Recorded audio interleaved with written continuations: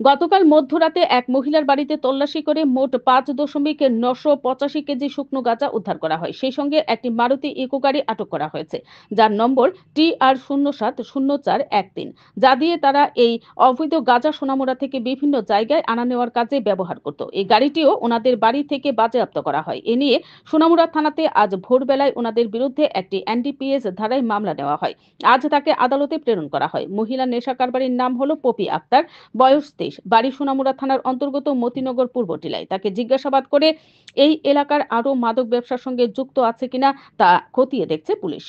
যেসব নাম ঠিকানা পাওয়া যায় এবং সেগুলির সত্যতা যাচাই করে প্রমাণের ভিত্তিতে তাদেরকেও গ্রেফতার করা হবে বলে পুলিশ জানিয়েছে। Bureau report, BTV Tripura news. আজকে ভোরবেলায় আমাদের সোনামুড়া থানাতে একটা NDPS ধারায় মামলা হয়। অ্যাকচুয়ালি এটা গত মধ্যরাত্র থেকেই এই অপারেশনটা করা হয়। আমাদের কাছে মানে গোপন খবর ছিল যে একটা সাদা রঙের ইকো গাড়ি, যার নাম্বার হলো TR070413, হোয়াইট কালার, এটা দিয়ে মানে গাঁজা ভর্তি আসবে।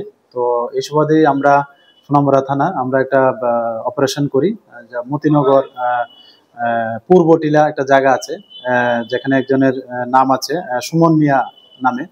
তো আমরা যথারীতি ওনার বাড়িতে রেড করি এবং গাড়িটাও আমরা পাই। তো ওনার বাড়ি থেকে আমরা মোট একটা প্যাকেট গাঁজা ভর্তি মানে সেলুটেপ বাদামি রঙের একটা প্যাকেট আমরা উদ্ধার করি। সেই সঙ্গে একটা বাকেটও উদ্ধার করি সাদা রঙের, যেখানে সর্বমোট 985 কেজি গাঁজা।